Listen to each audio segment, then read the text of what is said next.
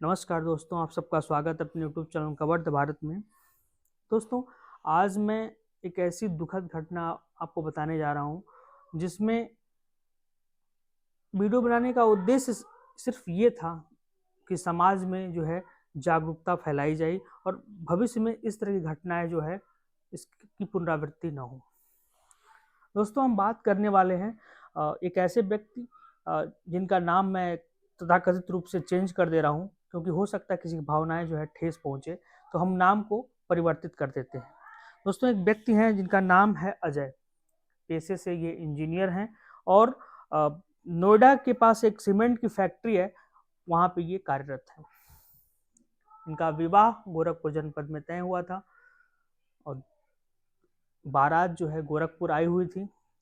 और गोरखपुर आने के बाद इनको विदाई में एक टाटा नेक्सॉन जो है अच्छी सी कार इनको गिफ्ट में मिला था।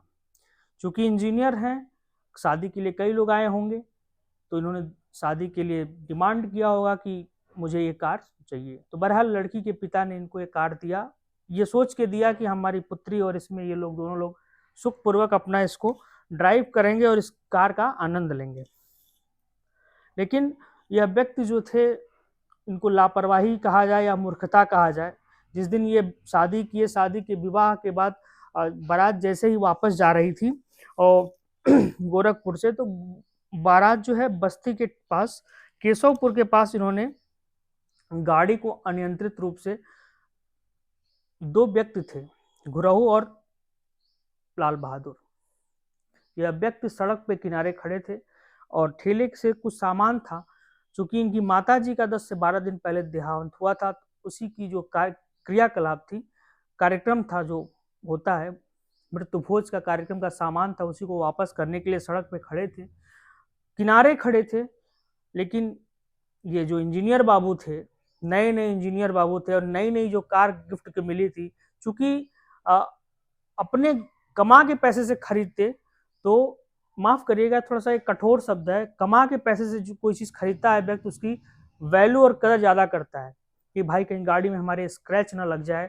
थोड़ा सा उसको आदमी स्टार्टिंग में पन्नी वन्नी नहीं उतारता है, और मैंने देखा है जो सामान्य परिवार होते हैं वैसे ही करते हैं और गाड़ी को बड़े ही बचा के रखते हैं। लेकिन इन्होंने बाबू को जो थी कार मिली थी, वो अनियंत्रित रूप से इन्होंने उस गुरहु और लाल बहादुर को रौंदते हुए आंगनबाड़ी की एक दीवार थी उसमें टक्कर मार दी। सुनिए, क्योंकि गाड़ी की स्पीड इतना थी कि अनियंत्रित हो गई। और वर्तमान समय में जो गाड़ियां आ रही हैं, वो बिल्कुल 5 से 7 मिलीमीटर भी अगर पैडल को प्रेस करते हैं तो 60 to 80 के बीच में गाड़ियां चली जाती हैं। बहरहाल दोनों लोगों को अस्पताल अयोध्या भेजा गया, लेकिन उनकी डेथ हो गई। गाड़ी में 3-4 मित्र, संजोग से दुल्हन नहीं थी, दुल्हन की विदाई होने वाली थी 15 तारीख को। वो भी क्या सोचती होगी, किस महारत्न से मेरा विवाह हो गया जो इस तरह की घटनाएं को अंजाम दे रहा। आगे हम जब बात करते हैं तो अयोध्या उनको रेफर कर दिया गया, लेकिन उसकी जान जो है नहीं बचाई गई है।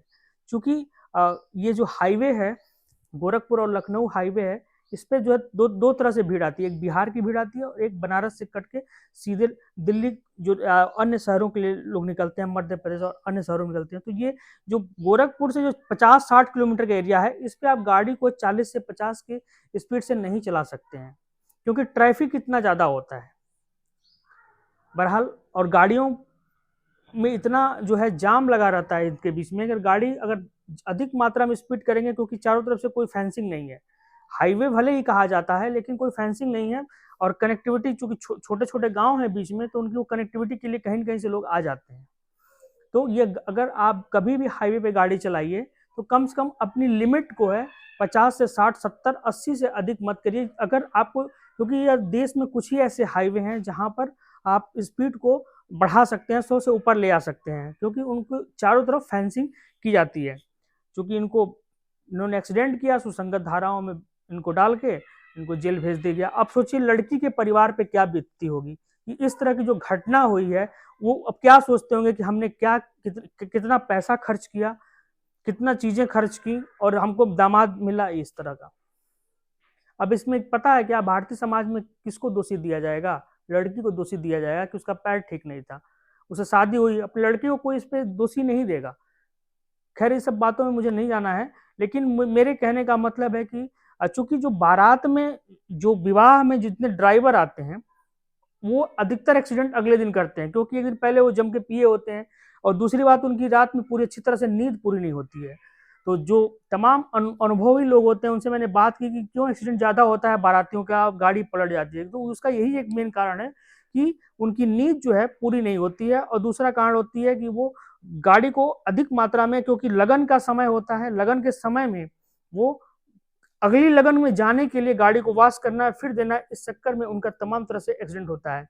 तो आप लोगों से मेरा हाथ जोड़ के अनुरोध है, सब प्रेम जो है, विनम्रता पूर्वक निवेदन मैं करना चाहता हूँ कि ये चूंकि ठंड का मौसम है, कोहरे का समय है, इस समय गाड़ियों को कम से कम स्पीड में चलाएं, अपने गाड़ियों में फॉग लाइट का उपयोग करें और सुरक्षित चलें, क्योंकि आप जो है परिवार की खुशियां जो है आपके ऊपर निर्भर करती हैं, क्योंकि आप जीवन को चलाने वाले, परिवार को चलाने वाले आप ही हैं। अगर आपको कुछ हुआ तो आपके पीछे जो सारा परिवार जो है उसका नुकसान बहुत होगा, जिसकी क्षतिपूर्ति कहीं नहीं की जा सकती है।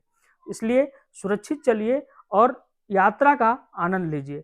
बने रहिए हमारे साथ, फिर मिलते हैं किसी अगले वीडियो में। नमस्कार।